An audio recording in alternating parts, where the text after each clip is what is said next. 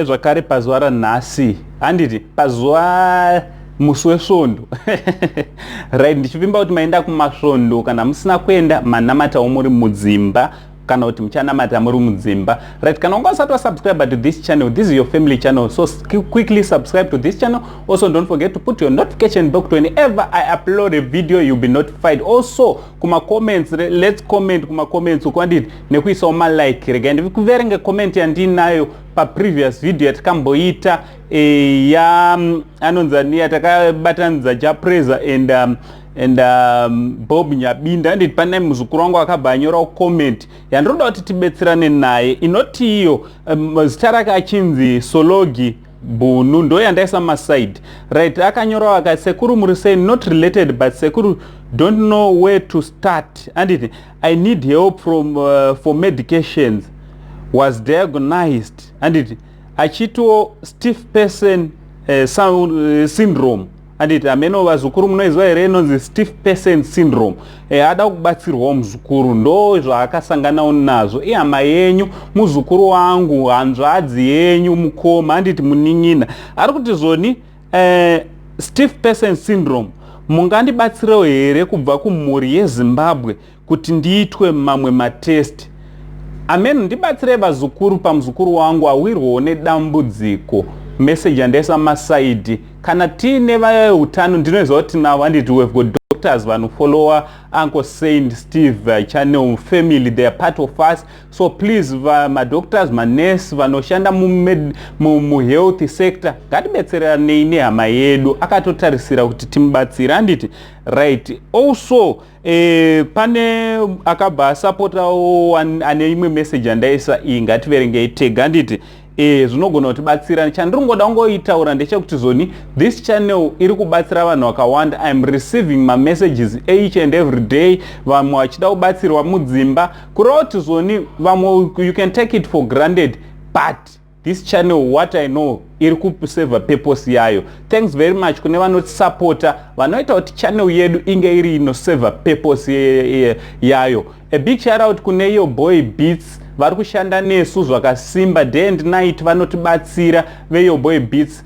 neteam yese. Thanks very much right. Inzwai kavazukuru nyaya ndinayo pazuva ranhasi ndichitendererawo mastreets esocial media ndabva ndasanganawo nemurandakadzi anga achiratidza kufara akamirira Mathias Mere. So Mathias Mere azosvika vakava nenguva yakanaka vakafara mukoma Mathias Mere sekuziva kwenyu vakareleasa nziyo yandakauya ndikaanaunsa pamazuva akapera kuti aiwa ngatitarisirei kuti nemusi weFriday Mathias Mere achanga achibuditsa nziyo. So nziyo yaya yakazobuda inonzi Nhoroondo. Aiwa vazukuru handidi kunyeperai that video standard yatova yekumberi kwekumberi chaiko. So mukoma Mere ndinoda kungoti makorokoto. Also they were announcing kuti zvoni aiwa ivona maititi pane chimwe chikolabo chavari kuita pane album ramukoma Mere riri kuuya. Aiwa tinozvikudza, basa ngariende mberi vazukuru, hapana chekumirira handiti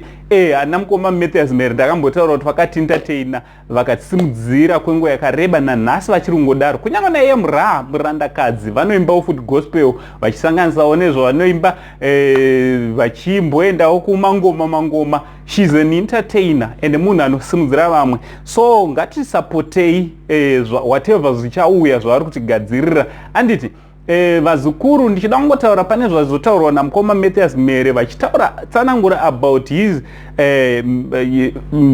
song yakabuda inonzi Nhoroondo. Of course vamwe inini personally pandakateerera pane chorus yavo inotaura kuti chava Nhoroondo. Ndakambonzwawo mufano wechidiki anonzi Flexi T handiti akaimbawo yake nziyo inonzi ichava Nhoroondo kana ndasimudzwa naMwari. Mukoma Mathias Mere so anga achitsanangura achiti aiwaka iyi inongori chorus inoimbwa kwese yandakangotora, asi ndikazoisawo mavara anguwo aripo pasong anoita kuti inge iri inosiyana nedzimwe dzese dzamakambonzwa.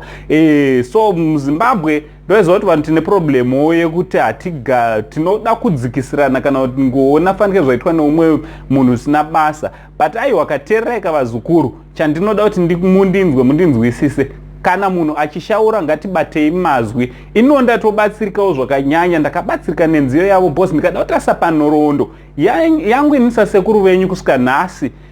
Pamwe dai ndisitori ku the face of Saint TV handiti, because ndikada kutarisa kwandakabva nhoroondo yangu azikuruka yairwadza, patakanga ndakamira pairwadza. Handisingati pandirimire zvinezvi pari right handiti. Ndomperi life ichindidzisawo zvakawanda, ndichingodzidzawo zvakawanda. So ndochandangoti ndiuye nacho, ngatitaurirawo macomments, ngatibetserane nemuzukuru wedu, hama yedu iri kuda rubatsiro. I believe kuti he is watching, kwaari vari kuona vachasvika pavachabatsirwa.